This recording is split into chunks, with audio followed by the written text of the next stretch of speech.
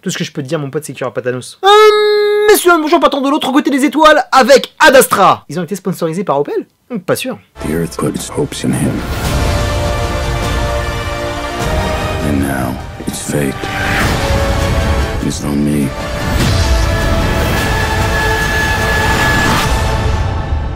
We have a job to do. Are you ready? I'm ready.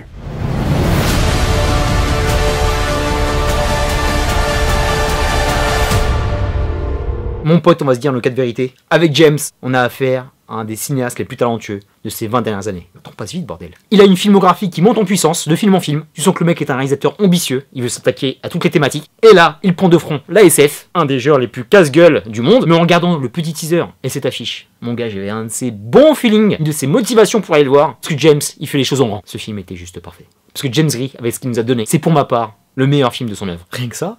Et pourtant, il en a fait des bons, hein. Mais là, c'est trop. Déjà, il partait très fort. The Yard, La Nuit nous appartient.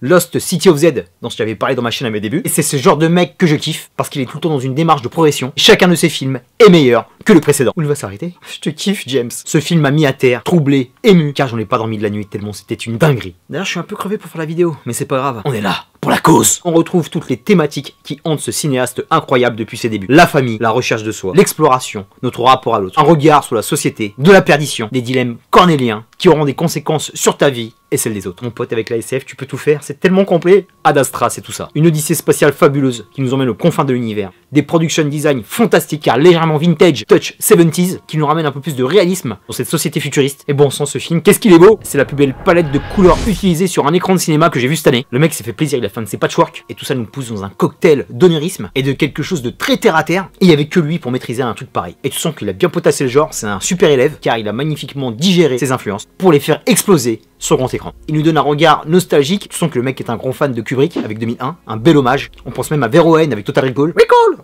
Et même sur sa fin, un magnifique clin d'œil à ses pairs contemporains, que sont Alfonso Cuarón sur Gravity ou Nolan sur Interstellar. J'aime trop les cinéastes qui aiment les autres cinéastes. Il faut de l'amour, les gars.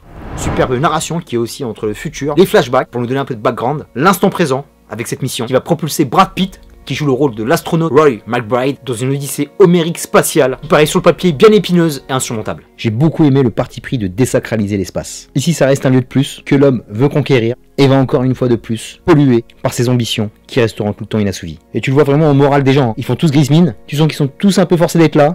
Et finalement, c'est pas une fin en soi. Parlons action! Parce qu'il y a de l'action, mon gars. De ce côté-là, par rapport à tous ces films, James Gray ne s'en laisse pas compter. Ne t'en mets pas 10 000 par film, c'est pas John Woo, hein. Mais quand celle-ci débarque à l'écran, c'est un tabassage en règle, comme je les aime. Elles sont terriblement efficaces, elles sont violentes, elles sont tellement viscérales que tu flippes sur ton siège. Et il te met au parfum d'entrée de jeu avec cette magnifique intro renversante. Pareil sur la scène qui se passe sur la Lune, qu'on a vu dans le petit teaser.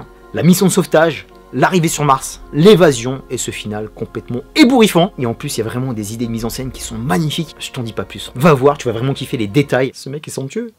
Brad Pitt, parlons-en. Bradou, c'est Ballon d'Or, l'homme de l'année. Il a volé la vedette sur Once Upon a Time in Hollywood. Et là, il récidive avec ce film de SF. Il a un peu tout fait. Et franchement, j'avais refoulé toutes les qualités dramatiques qu'il a dans son jeu. On retrouve le Brad Pitt de Seven. What's in the box? What's in the fucking box? Ah, je le fais bien. L'armée des 12 singes, California, Légende de Tonne et je t'en passe. Ce n'est pas qu'une gravure de mode. C'est un acteur sensationnel.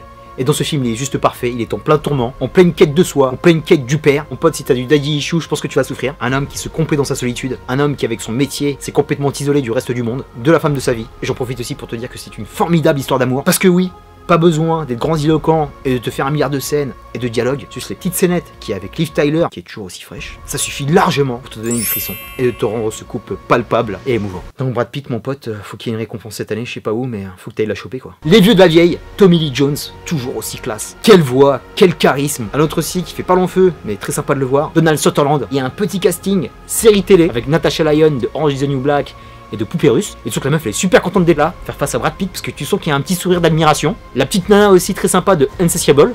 Et une autre franchement qui est fabuleuse, qui est trop charmante. Je suis in love complet.